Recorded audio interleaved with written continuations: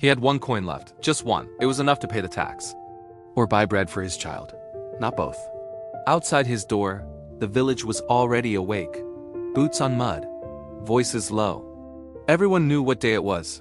The collector would arrive before noon. He always did, and he never left empty-handed.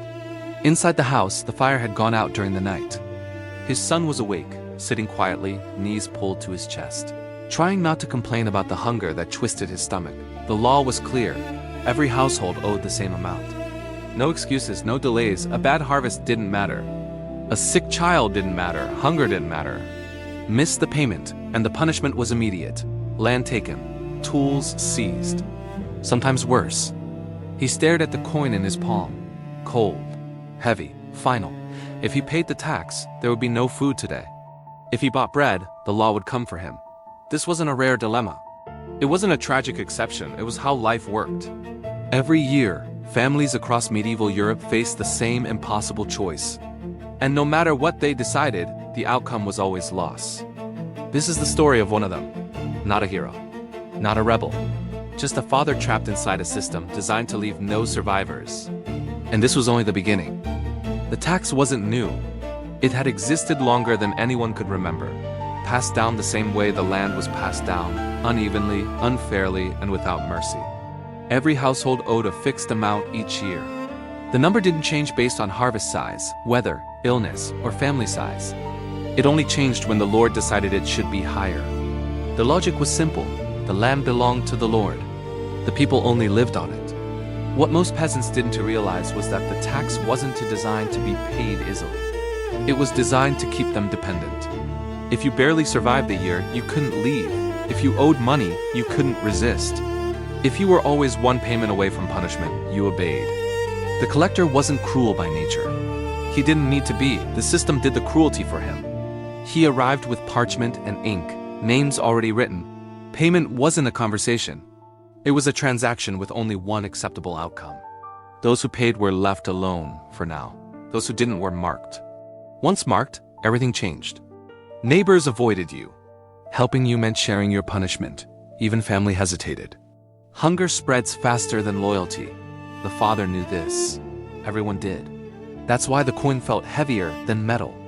It carried the weight of consequences everyone understood, but no one could escape. The harvest had been bad, not catastrophic. Not dramatic enough to justify mercy, just bad enough to ruin everything. Rain came late. Frost came early. Half the grain never matured. The rest barely filled the sacks. When the crops failed, the tax didn't. The father worked longer days, hoping effort could replace luck. It couldn't. By winter, the stores were thin. Bread was rationed. Meat disappeared entirely. Every meal became smaller, quieter. Children learned not to ask. By spring, the choice was already made, even if he hadn't admitted it yet. He knew there wouldn't be enough. He knew the coin in his hand was the last one. What he didn't know was how quickly hunger changes people. The boy never complained. That made it worse. He ate slowly, as if trying to make each bite last longer. Sometimes he gave pieces away, pretending he wasn't hungry. At night, the father listened to his breathing, shallow and uneven. Hunger doesn't just empty the stomach. It steals strength, warmth, sleep. The bread cellar was still open. The smell drifted through the street. Warm, real, immediate. The law was abstract. Hunger wasn't. For the first time, the father considered breaking the rule. Just once. Just this year, but he knew what followed. The system didn't punish intentions, only actions. And it punished them harshly. The collector arrived before noon, boots clean, hands steady, no anger, no sympathy. The father stepped forward with the others, heart pounding, coin burning his palm. This was the moment everything narrowed to a single decision. Pay, and watch his child weaken. Don't, and invite punishment that could destroy them both. There was no courage here. No bravery. Only fear and arithmetic. He handed over the coin. The collector nodded and moved on. The bread seller closed his stall shortly after. That night, the house was silent. Hunger doesn't end when payment is made. It only becomes quieter. Days passed, then weeks. The boy grew thinner.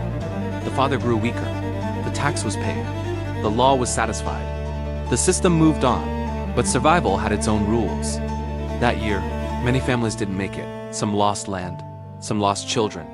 Some disappeared without records or explanations. This wasn't failure. It was design. The system didn't need to kill everyone. It only needed to make escape impossible.